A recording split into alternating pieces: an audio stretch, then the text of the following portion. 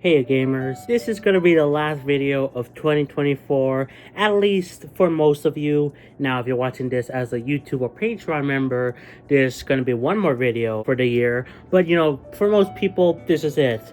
And I thought a fitting way to end off 2024 would be to look back on it, both my own personal 2024, talk about things that I did on the channel, things that I could improve going forward, and also related to gaming, talk about, the stuff that happened this year, the games that were released. So yeah, let's just get right into it, shall we? I think we should start things off with the gaming portion first, because that's what probably most of you guys are subscribed for. So 2024 was a good year for games, a bad year for the industry. I'm sure you've heard that saying multiple times throughout the year and even last year in 2023. But it was just really a bad time for game developers, people that make the games.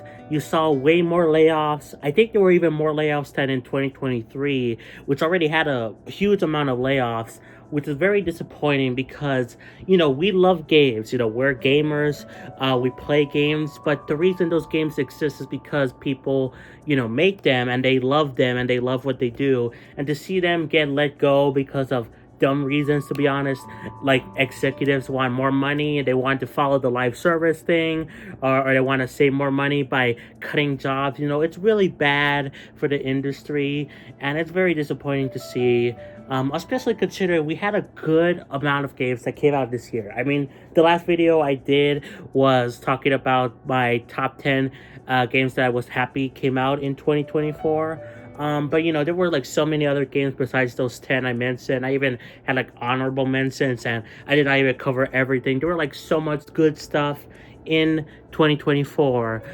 But that's just what hurts so much more with the gaming industry, causing these layoffs, because it's just a stark contrast, and it's very disappointing. But, at least we got a good amount of games. We got some banger stuff. I mean, we got my personal game of the year, Persona 3 Reload, which I know is an older game, but it's a remake, and they improved a lot. But if you talk about original stuff, I mean, Astrobot is like really good, one game of the year, and I think it deserved it. Even though it's not my personal game of the year, because one, I haven't finished it yet, I'm only like 5 hours into it, and two, I just bought it recently compared to Persona 3 Reload, which I completed fully besides the DLC. But overall, I do think it deserved it because it's a fun game, and it's like a bright spot. The games are a bright spot for this year, because overall, it was a mixed bag, but I really do think the gaming industry was hurting a lot. I do feel like there's probably going to be some sort of video game crash equivalent in the near future because of things going on with, again, the layoffs, and also Ubisoft, that everything going on with them, a big company thinking about going private, or getting sold out, like it's just crazy stuff. But at least we had a bright spot in games.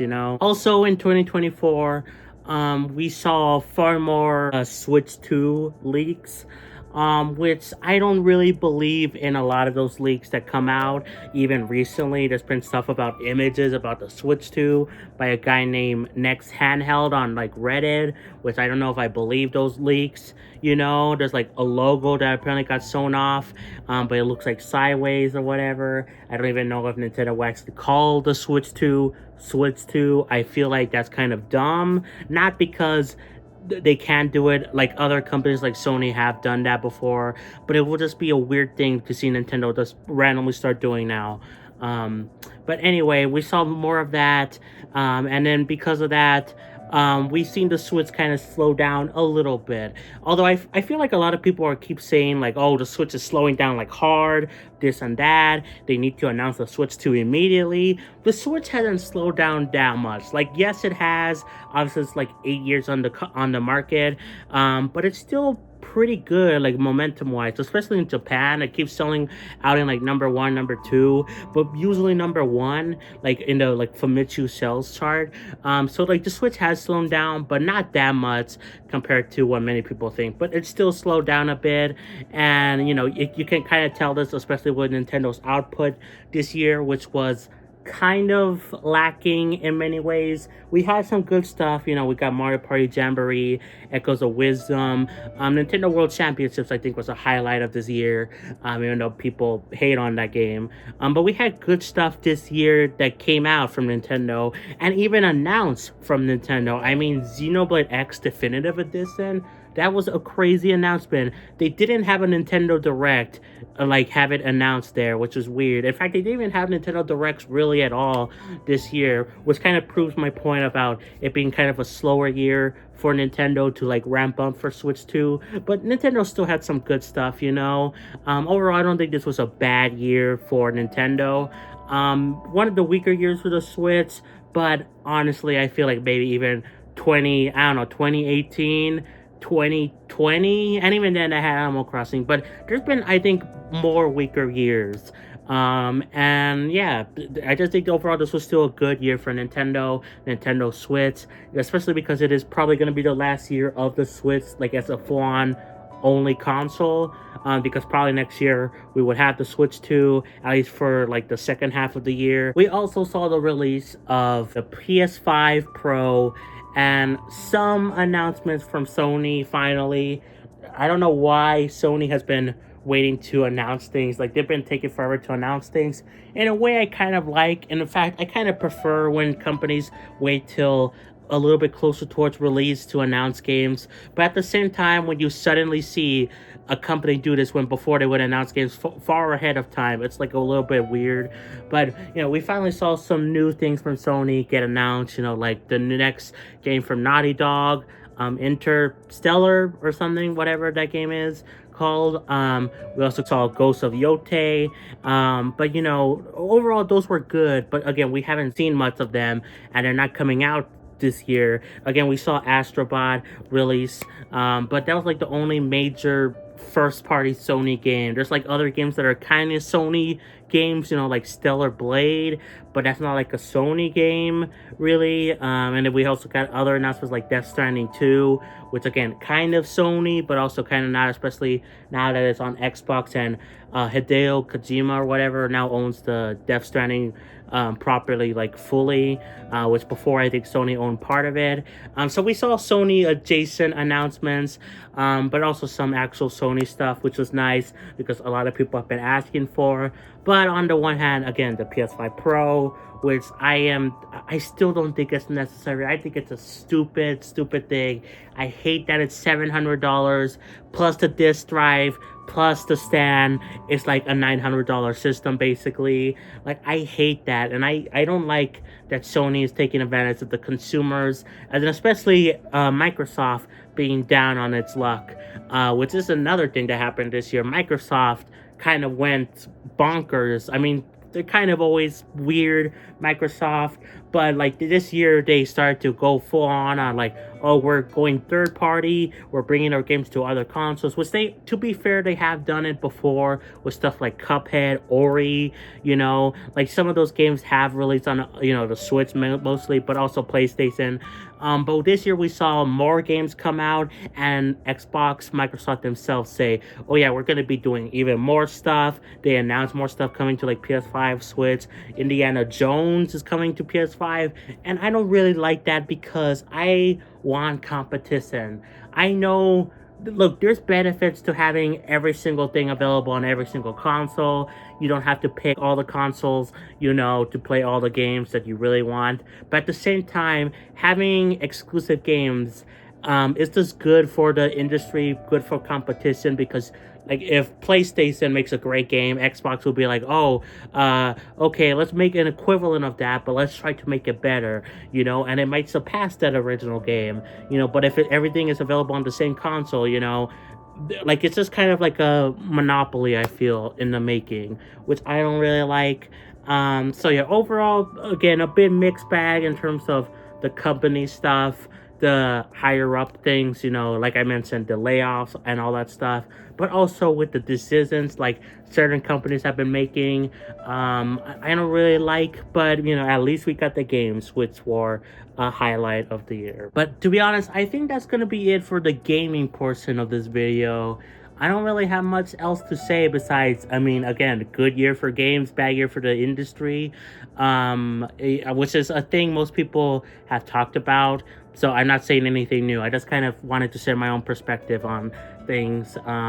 Probably the company that did the best in 2024 was PlayStation, which is weird considering the fact that they still didn't do that much. Like, they still barely announced any new stuff from them, and then they came out with the PS5 Pro. But overall, they had Astrobot. They did have some announcements that really mattered, like Ghost of Yotei, while Microsoft was kind of just fumbling hard, and Nintendo took like a chill year off for the most part. But that's just my opinion. But let's just get into my personal 2024. How was it? Things I want to improve in the future, all that sort of stuff. So, starting the year off, we actually got kind of monetized on the channel. Not fully. I'm not getting paid with like ads or whatever, sadly. But I do have, channel memberships. I have super chats enabled on live streams. The super thanks thing you could do in the comments if you want.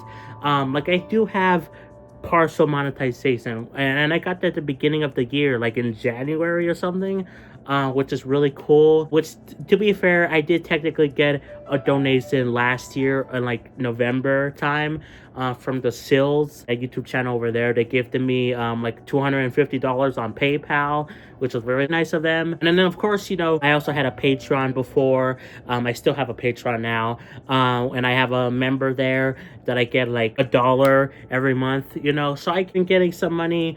But this is the year I fully started earning a bit, which was very nice. Every like, I don't know, 2-3 months, I've been getting the $100 minimum, which you need to get the money from YouTube to transfer to your bank account. By getting that roughly consistently, and I've been using it to buy like games, which is really nice, and that helps out the channel because one, I love games, but two, new content, and it's all thanks to frequent donator Nilis Edom, who is an amazing guy. He came over from the Sills YouTube channel, and I appreciate him donating a lot of money, gifting out memberships. Like, he's just a nice dude, and I'm happy. Shout outs to you, man. But yeah, overall, this is the year I started to actually earn something from YouTube, which is very nice because, I like doing YouTube. I do. Will this ever become a full-time job? Probably not. But I do like earning something from what I do, but YouTube, like, my initial goal wasn't just to make money, obviously. My initial goal was to share my interest in games from a perspective of an autistic person, because I've always been fascinated by YouTube. I thought about doing it for a while. I finally did it in 2023, and to see it kind of pay off a bit, at least in 2024, was very nice. Now, even though I started earning a bit, there were some downsides with the fact that, this year was kind of slower in terms of the channel. I didn't really have that much higher performing videos. I had some, but like compared to like my first year on YouTube, I had like some videos that were like, especially like the collection videos, which were some of my first major videos ever, that had like 8,000 views. Some that had 2,000 views, like my Pokemon video talking about what's going on with the Pokemon company. We didn't really see that this year. We saw some stuff that I think got close to 1,000 views.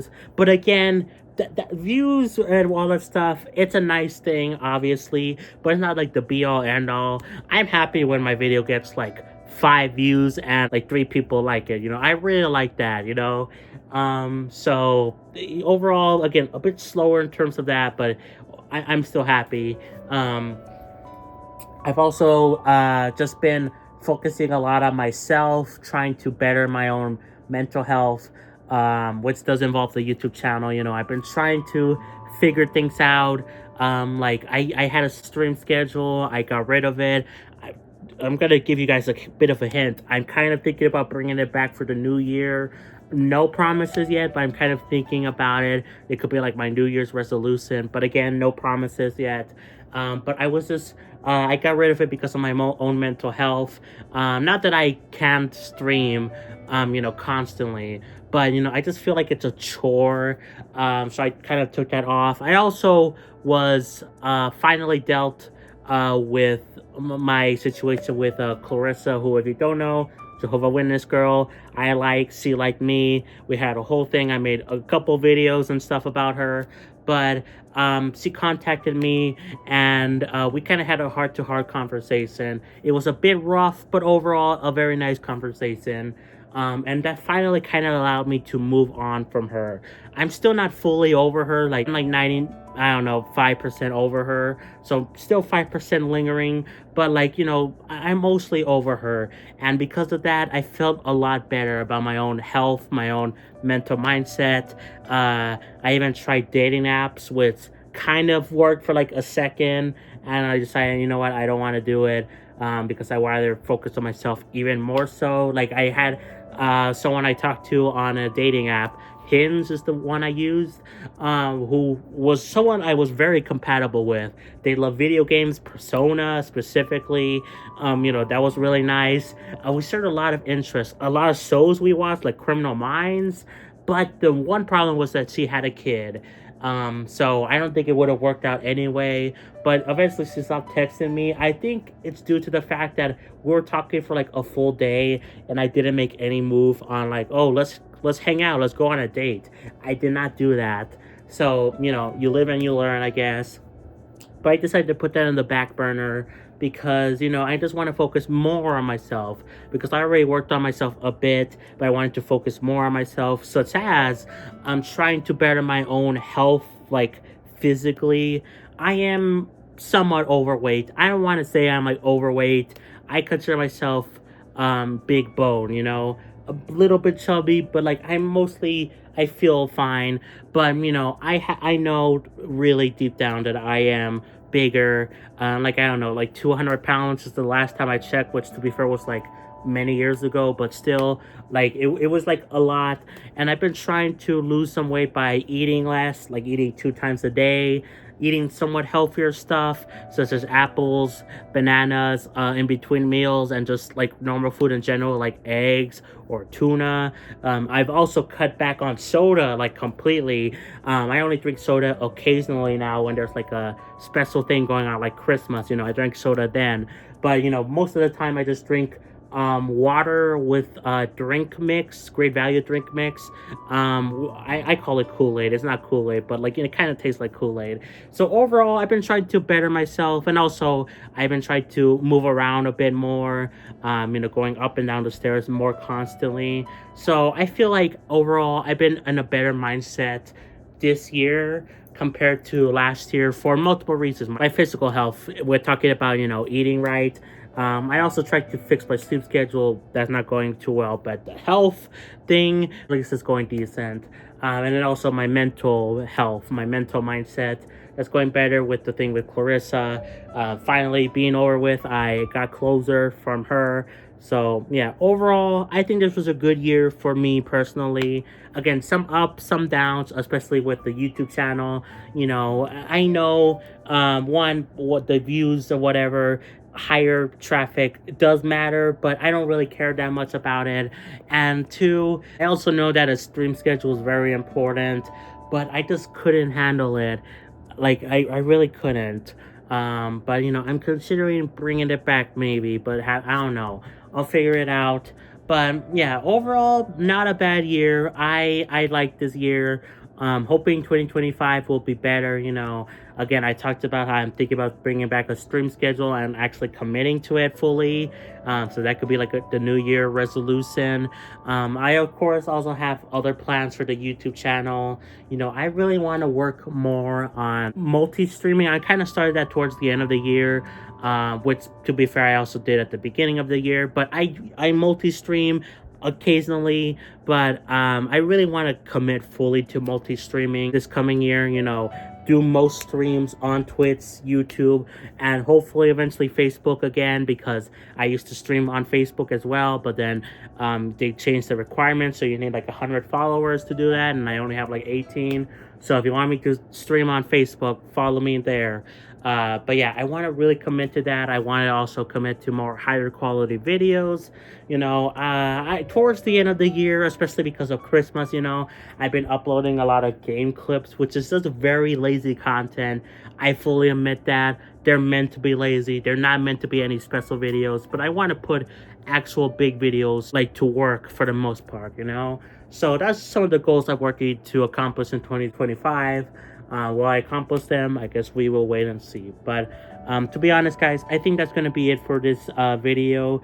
I hope you enjoyed watching. If you did, be sure to like, subscribe, turn on notifications, play some Xenoblade, and I'll catch you all next year for more. Peace. Bye, everyone, and thanks for watching in 2024.